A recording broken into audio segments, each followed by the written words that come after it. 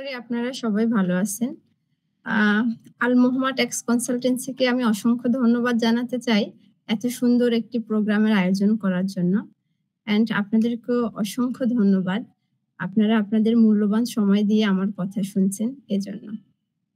আজকে আমাদের প্রোগ্রামের আলোচনার বিষয় কর্পোরেট ট্যাক্সের documentation and submission related process. ব্যবসায়ী বন্ধুদের মাঝে সবারই কর্পোরেট ট্যাক্স এবং ভ্যাট এগুলো একটা আতঙ্কের নাম।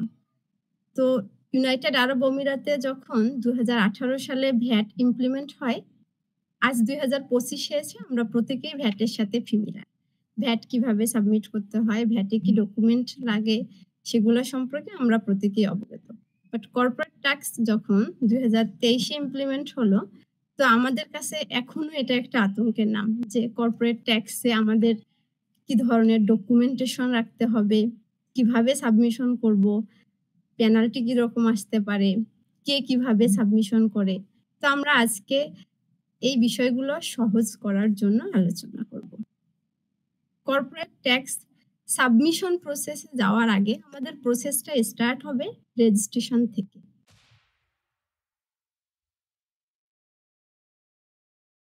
কারা কর্পোরেট ট্যাক্সের রেজিস্ট্রেশনের জন্য ম্যান্ডেটরি এবং কারা রেজিস্ট্রেশন করবে?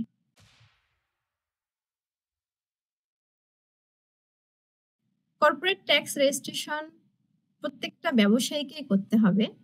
এখানে শুধু একটা থ্রেশহোল্ড আছে, যাদের হচ্ছে ন্যাচারাল বিজনেস বা সোল প্রপার্টিশিপ মিনল্যান্ডের মধ্যে তাদের 1 মিলিয়ন টার্নওভার যতদিন পর্যন্ত না এক্সিড করবে তাদের কর্পোরেট ট্যাক্সটা ম্যান্ডেটরি না।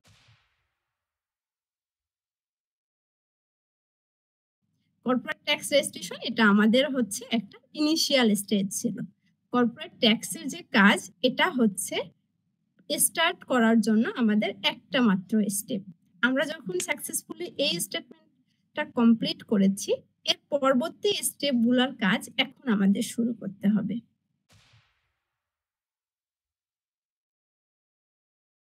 কর্পোরেট ট্যাক্সের জন্য আমাদের হচ্ছে কি কি ডকুমেন্টেশন রাখতে হবে। আপনারা প্রত্যেকেই ভিএটি সম্পর্কে অবগত। সেলস, পারচেজ, এক্সপেন্সের ডকুমেন্টস দিয়েছেন। বাট এই সেলস, পারচেজ, এক্সপেন্স পর্যন্তই কর্পোরেট ট্যাক্সের ডকুমেন্ট সীমাবদ্ধ না। এখানে আপনাদের হচ্ছে ডাব্লিউপিএস এ কতজন ওয়ার্কার আছে, এমপ্লয়ি আছে, কোম্পানির পার্সোনাল ইনভেস্টমেন্ট বা লোন, তারপর হচ্ছে ডিভিডেন্ড ডিস্ট্রিবিউশন, এরপর হচ্ছে আপনার কোনো পার্মানেন্ট এস্টাবলিশমেন্ট আছে কিনা, আরো অনেক হচ্ছে যে ট্রানজেকশন যেটা আপনার বিজনেসে হচ্ছে প্রত্যেকটারই রেকর্ড রাখতে হবে অ্যান্ড অ্যাপ্রোপ্রিয়েট সাফিসিয়েন্ট ডকুমেন্ট সংরক্ষণ করে রাখতে হবে। এবং আমাদের হচ্ছে একটা ফাইন্যান্সিয়াল স্টেটমেন্ট প্রিপেয়ার করে রাখতে হবে। সবার জন্য যদিও ফাইন্যান্সিয়াল স্টেটমেন্ট প্রিপেয়ার করাটা ম্যান্ডেটরি না, কিন্তু প্রত্যেকের জন্যই mandatory balance sheet and profit and loss হিসাবটা মেনটেন করা। আলটিমেটলি আপনারা যদি balance sheet and profit and loss maintain করতে যান, আপনাদেরকে owner security, notes to the account and cash flow এগুলো মেনটেন করতে হবে, বিকজ এই তিনটা part balance sheet and profit and লসের সাথে ইন্টারকানেক্টেড। অ্যান্ড হচ্ছে যে আপনারা যে শুধু মেনটেনই করবেন balance sheet and profit and loss এখানেই শেষ না।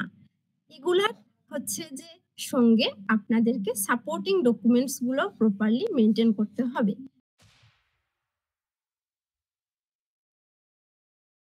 বিকজ আমরা যখন কর্পোরেট ট্যাক্সটা সাবমিশন করব, লাস্ট স্টেপে এসে আমাদেরকে এই ডকুমেন্টগুলো অ্যাটাচ করে দিতে হয় যে আমি যে ব্যালেন্স শিটটা করেছি কোন কোন ডকুমেন্টস থেকে করলাম, and balance sheet with supporting document সবকিছু অ্যাটাচ করে আমাদের কর্পোরেট ট্যাক্সটা ফাইনাল সাবমিশন কমপ্লিট করতে হবে। এখন কর্পোরেট ট্যাক্স সাবমিশনের তো অনেক প্রসেস আছে, যেমনটা আপনারা ভিএটিতে দেখেছেন জিরো সাবমিশন করা যায়। তারপর হচ্ছে যে আপনাদের স্ট্যান্ডার্ড রেটের সেলস পারচেজ দিয়ে একটা সাবমিশন করা যায়।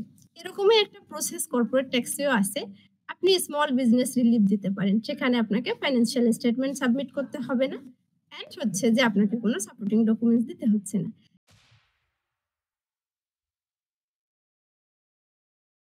স্মল বিজনেস রিলিফ নেওয়ার একটা ক্রাইটেরিয়া আছে। আপনি, আমরা প্রত্যেকে চাইলে নিতে পারবো না। ক্রাইটেরিয়া মিট আপ করলে আমরা প্রত্যেকেই নিতে পারবো সেটা। ক্রাইটেরিয়া কি? যদি আপনার কোম্পানির টার্নওভার 3 মিলিয়নের নিচে হয়, তাহলে আপনি স্মল বিজনেস রিলিফ নিতে পারেন।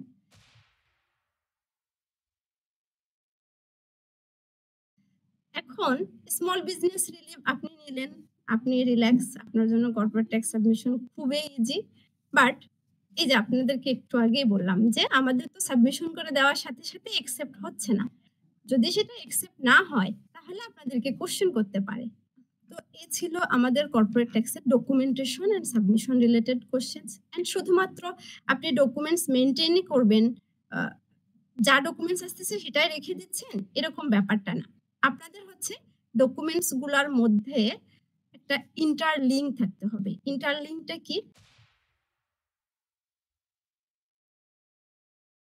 যেমন আপনার ব্যাংকে কি পরিমাণ আপনি হচ্ছে যে রিসিভ অ্যান্ড পেমেন্ট দেখাচ্ছেন। তার সাথে আপনার সেলস অ্যান্ড পারচেজ এক্সপেন্স এগুলার কতটুকু কনসিস্টেন্সি আছে। অ্যান্ড আপনি যে ভিএটি সাবমিশন করেছেন, আপনি সেখানে কতটুকু হচ্ছে যে পারচেজ দেখিয়েছেন, কতটুকু সেল দেখিয়েছেন, তার সাথে আপনার ব্যাংকের রিসিভ পেমেন্টের কতটুকু ডিফারেন্স হচ্ছে। অ্যান্ড আপনার অ্যাকচুয়াল ফাইন্যান্সিয়াল স্টেটমেন্টে যেটা হচ্ছে যে সেলস দেখাচ্ছেন, রেভিনিউ দেখাচ্ছেন সেগুলার কতটুকু মিল আছে। এই যে ব্যাংক, আপনার ভিএটি অ্যান্ড ফাইন্যান্সিয়াল স্টেটমেন্ট এই ৩ টা যেন আপনার সিমিলার থাকে। আ আর হচ্ছে আপনাদেরকে প্রত্যেককেই সচেতন থাকতে হবে অন টাইম এর মধ্যে হচ্ছে সাবমিশন করা। আমাদের টাইম সম্পর্কে সচেতন হতে হবে এবং আমাদের সাবমিশন আমি স্মল বিজনেস রিলিফ নিবো কি নিবো না এটা সম্পর্কেও সচেতন হবে। অ্যান্ড ডকুমেন্টেশন গুলা সাবমিশনের আগেই কমপ্লিট করে রাখতে হবে। বিকজ সাবমিশনের পর যদি কখনো এফডি আমাদের কাছে কোনো কোয়েরিজ করে সেটার জন্য আমরা যথেষ্ট টাইম পাবো না। সাবমিশনের আগে আমাদের ডকুমেন্টেশন প্রপার মেইনটেইন করা উচিত। আপনাদের যদি কখনো কোনো কোয়েশ্চেন রেইজ হবে উইথআউট এনি হেজিটেশন আপনারা আমাদের সাথে কনট্যাক্ট করবেন। Thank you so much for stay with us.